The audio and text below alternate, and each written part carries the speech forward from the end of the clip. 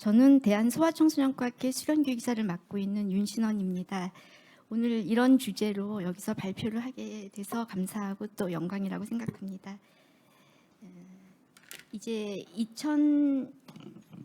2023년 상반기에 이제 25% 정도의 굉장히 낮은 수련 소아청소년과 지원율을 하면서 이제 정말 위기가 현실이 됐다는 생각을 했습니다.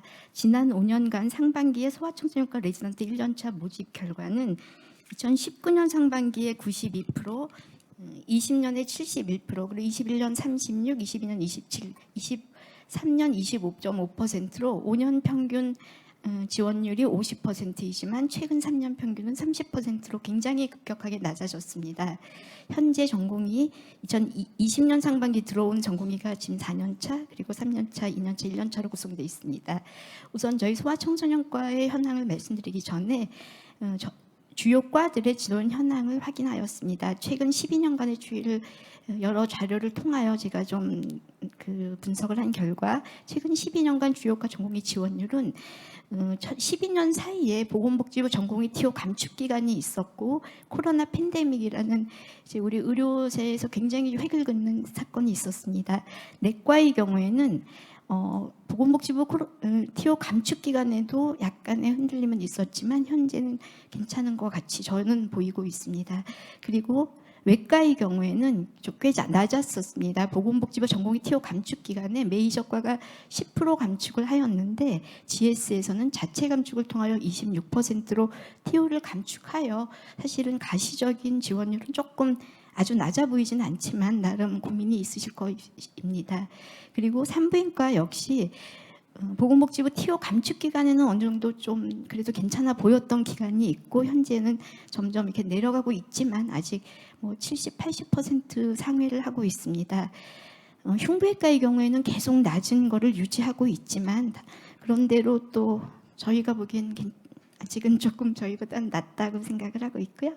그다음에 괄목할 만하게 굉장히 급격하게 지원율이 올라간 과가 있습니다.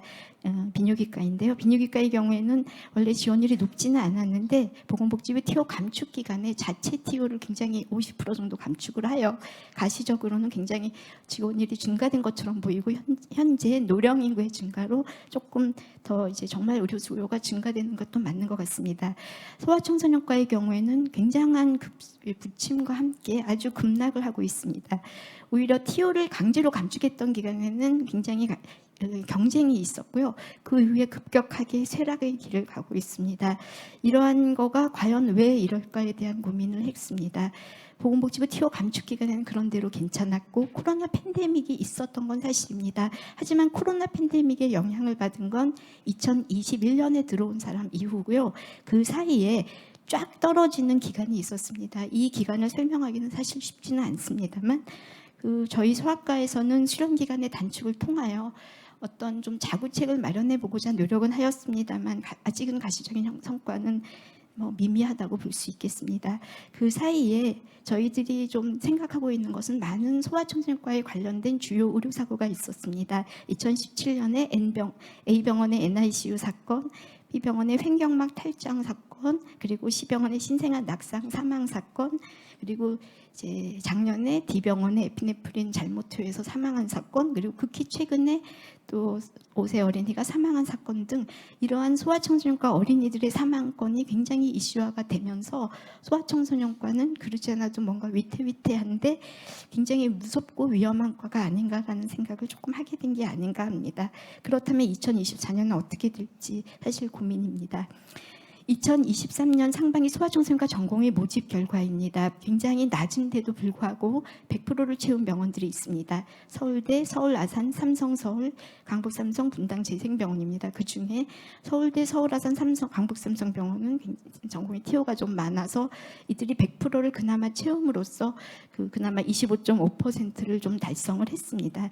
전국에 이제 모자병원과 통합수련을 한 개의 기관으로 산정을 했을 때 한 명이라도 전공의가 있는 병원은 25%였고 전공의가 아예 지원이 없는 병원이 74%였습니다.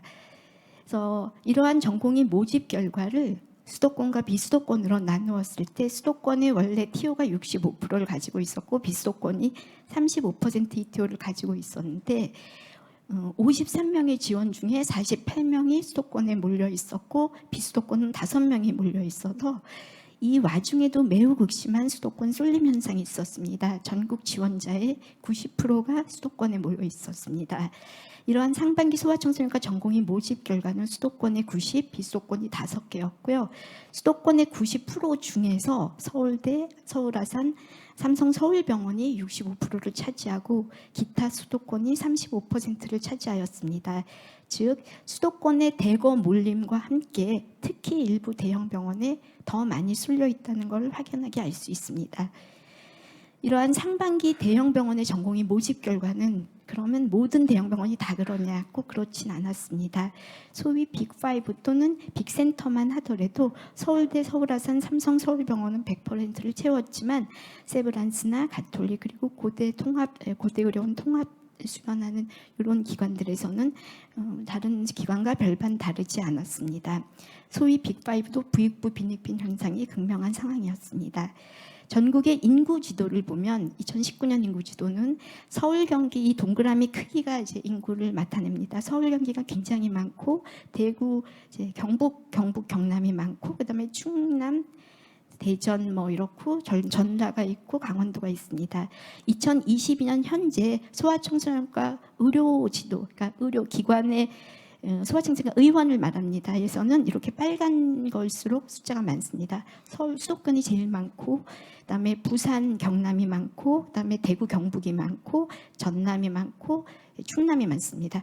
이제 이런 것이 현재 이제 인구의 분포인데 이번에 2023년 상반기 소아청소년과 전공의가 지원한 것은 강원도 제로, 대구, 경북 제로, 부산 경남이 제로인데 울산에서 단 한 명이 지원을 하여 이 동쪽이 완전 제로가 아닌 5% 정도가 이제 카운트가 됐고요. 서울 수도권은 35%, 충남은 제로, 충북은 한 명이 지원해서 33%, 전북 한 명이 지원해서 12%, 이제 광주 이제 20% 이렇게 됩니다. 따라서 굉장히 지금 이제 이러한 전공의 지원율을 보면 앞으로 이들에 있어서의 의료 대란은 어떻게 돼야 될지가 굉장히 큰 고민입니다. 최근 3년간 지역별 1년차 전공의 지원 현황입니다. 2021년에는 그런대로 전국에 걸쳐 비교적 고른 분포처럼 보이고 있습니다. 2022년에는 조금 이게 수도권에 좀 더 많은 것처럼 보이고 2023년부터는 이게 서울 경기로 많이 퍼센트가 올라가서 특히 이러한 갈수록 수도권 쏠림이 진행되는 것을 알 수 있습니다. 저희 TO가 수도권이 65%, 비수도권이 35%인데 2021년 지원자까지만 해도 비교적 비슷한 비율로 지원을 하였습니다. 하지만 작년부터는 70대 30, 올해는 90대 10으로 급격한 수도권 쏠림 현상을 확인할 수 있었습니다.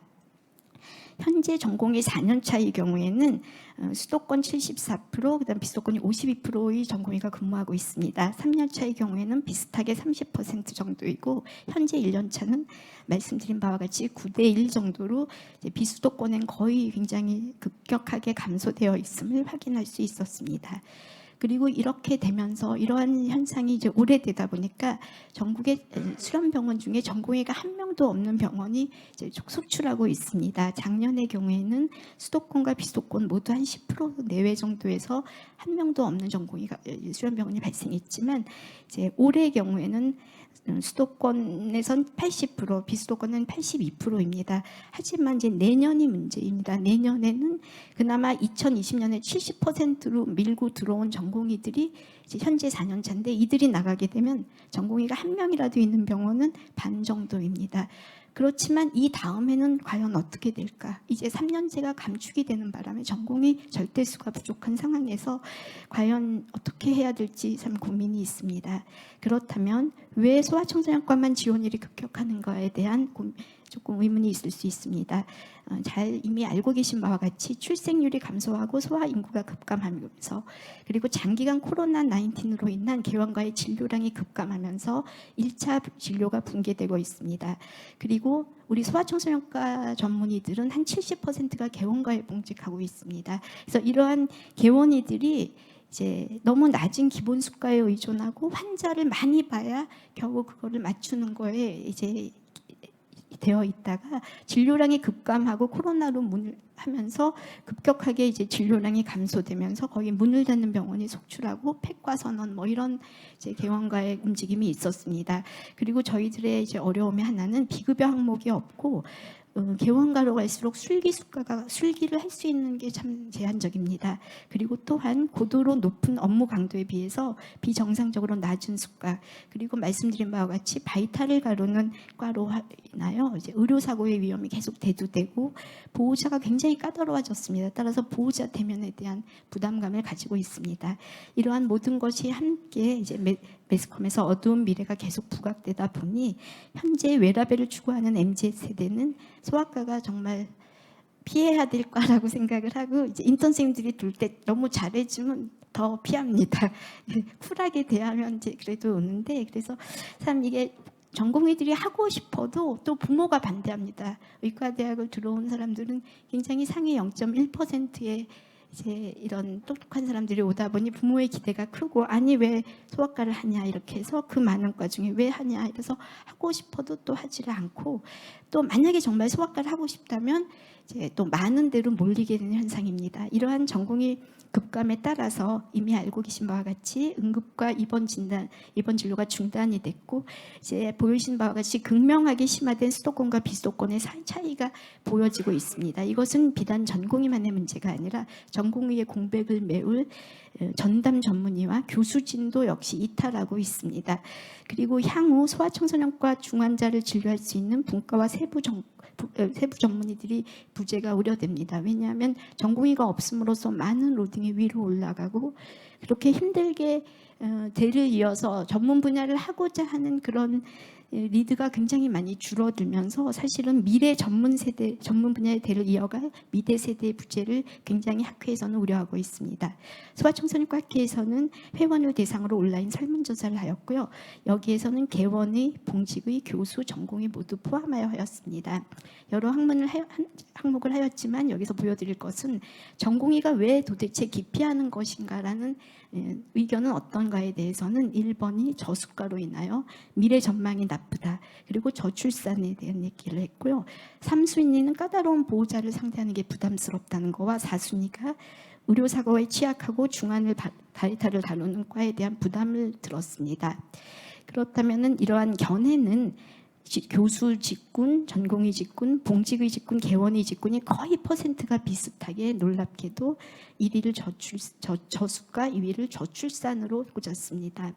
그렇다면 일부 수련병원에는 100%를 채웠는데 이들이 쏠린 것은 무엇이 원인이냐에 대해서는 전체 응답자는 다수에 몰려 있다. 누가 가니까 같이 가서 혼자 짐을 감당하지 않고 함께 하고 싶자, 이런 거가 굉장히 많았고요. 또 수련병원이 대형 서울에 있는 병원이다 보니 수련병원에 네임밸류를 꽂은 분도 계셨고, 그러다 보니 로딩이 적고 이제 수도권의 장점들을 꽂으셨습니다.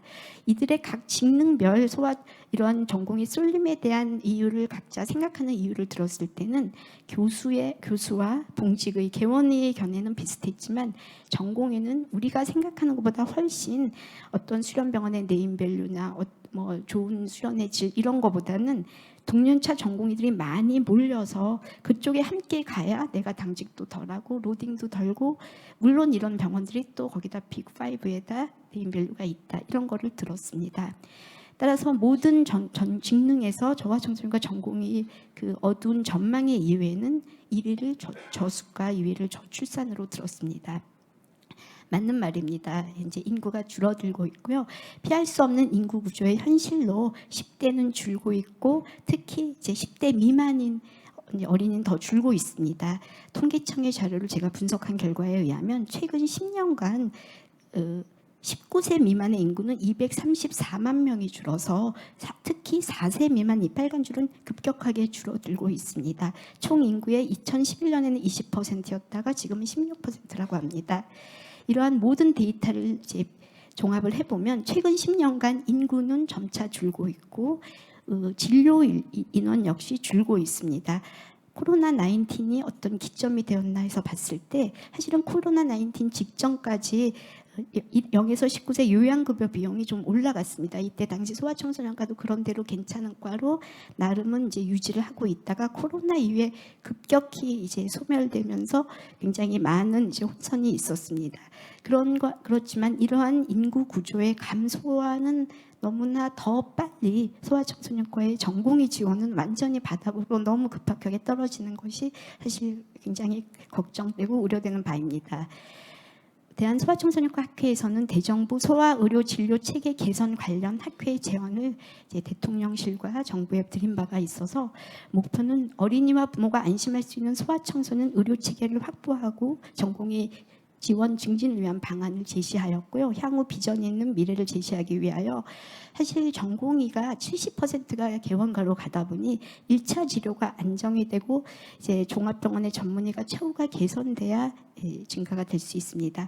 그리고 이제 전공의 공백을 메울 전담 전문의 제도를 각 병원에 로딩을 주지 않고 나라에서 어느 정도는 좀 경감을 해주셔야 될 것 같습니다. 그리고 대량 진료를 해서 꼭 그 의료 수가를 받는 것이 아닌 연령 가산, 관리, 중재 상담료 등을 산정해 달라고 하였고요. 지방과 수도권의 격차 해소를 위한 방안을 제시한 바 있습니다.